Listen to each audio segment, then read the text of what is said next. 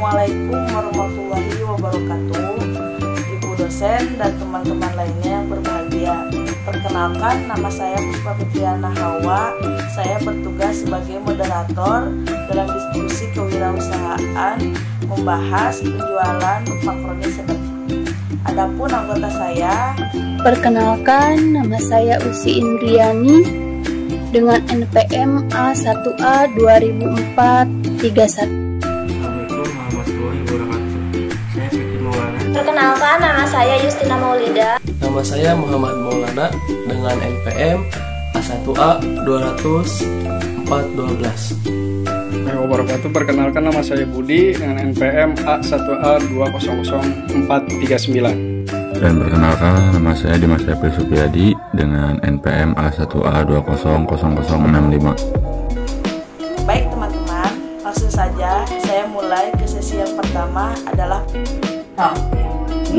Terima kasih kepada moderator untuk waktu yang diberikan kepada saya.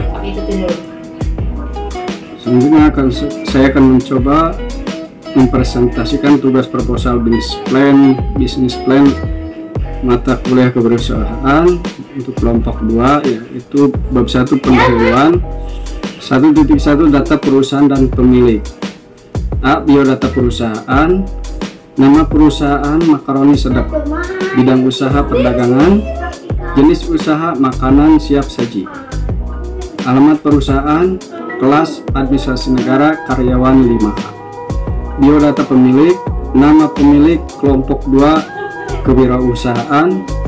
Tempat tanggal lahir Subang 19 Oktober 2022. Alamat pemilik perusahaan kampus Universitas Subang. Nomor telepon 0896 7132 8566. Penanggung jawab nama Muhammad Maulana. Alamat Kampung Wanakersa RT 19 RW 05 Desa Kamarung Kecamatan Pagaden Kabupaten Subang. Nomor telepon 0896 7132 8566. Alamat email maul270009@gmail.com.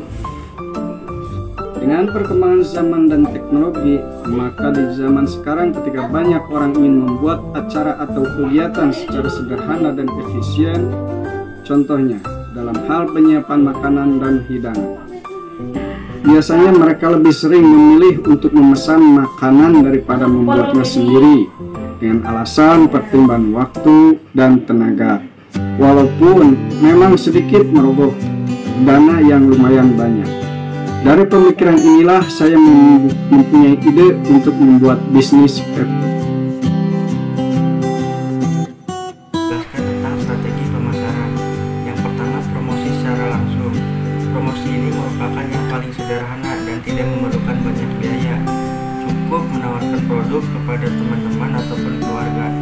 Yang kedua, promosi lewat sosial media, yaitu promosi melalui WhatsApp, Facebook, dan Instagram.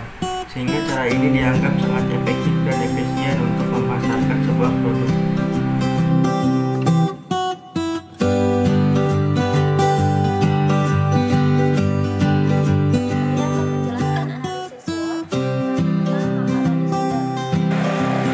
Kekuatan dari produk kami yaitu menggunakan bahan-bahan lokal. Selain itu, kami menawarkan harga yang relatif murah sehingga dapat dijangkau oleh siapa saja, termasuk anak-anak sekolah. Rasa yang sesuai dengan selera orang Indonesia. Berdasarkan yang saya amati di lingkungan sekitar, banyak dari mereka yang menyukai rasa pedas dan gurih sehingga produk kami cocok dengan selera konsumen. Kelemahan atau weakness. Produk yang kami tawarkan merupakan produk makanan, sehingga memiliki batas waktu dalam penyimpanan. Varian rasa yang kami tawarkan masih kurang variatif, dan juga kekurangan pengalaman dalam menjalankan sebuah bisnis menjadi kelemahan yang harus kami perbaiki. Peluang atau opportunities. Bahan baku yang kami gunakan merupakan bahan-bahan yang mudah untuk dicari, proses produksi yang mudah untuk dilakukan, dan juga makanan ringan merupakan makanan yang banyak dicari dan juga cocok untuk dimakan ketika luang. Ancaman atau threat. Proses produksi yang mudah menjadikan produk kami produk yang mudah untuk ditiru. Pesaing yang semakin banyak akibat dari produk yang mudah ditiru tersebut, dan juga selera masyarakat yang berubah-ubah menjadi ancaman bagi usaha kami yang harus kami antisipasi.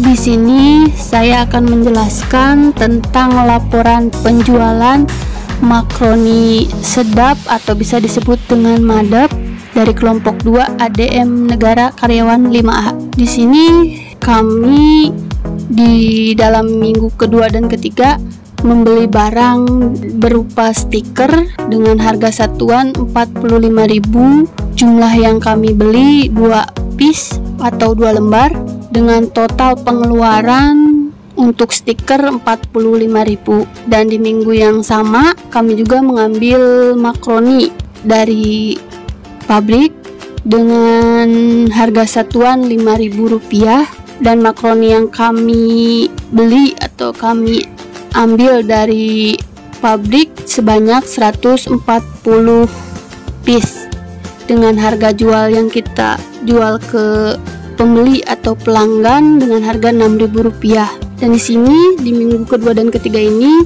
kami telah menjual makroni sebanyak 126 piece dari 140 piece dengan laba kotor 756.000, dan untuk laba bersihnya sendiri Rp700.000. Dan di sini tersisa dari 140 piece makroni tersisa 14 piece yang masih ada atau tidak terjual. Dan untuk minggu keempat kami mengambil kembali makroni di pabrik dengan harga satuan yang sama sebanyak 70 piece dan dijual juga dengan harga yang sama Rp6.000. Di sini kami menjual di minggu keempat kami menjual sebanyak 99 piece dari total minggu keempat, dan minggu kedua dan ketiga juga disatukan, yang sisa kemarin disatukan, sehingga kami bisa menjual makroni sebanyak 99 piece. Dan bonus, alhamdulillah dapat bonus 15 piece dengan laba kotor 594.000 dan laba bersihnya 350.000 dengan total 244.000. Dan di minggu yang kelima kami juga mengambil ulang atau mengambil lagi makroni dengan harga yang sama sebanyak 40 piece dan dengan harga jual yang sama. Di minggu kelima kami menjual sebanyak 41 piece dengan laba kotor 246.000 dan laba bersihnya 205.000 dengan total penghasilan mungkin di sini 41.000 dari laba kotor ke laba bersih. Dan untuk jumlah keseluruhan total keseluruhan dari minggu kedua sampai minggu kelima kami mendapatkan total Rp341.000.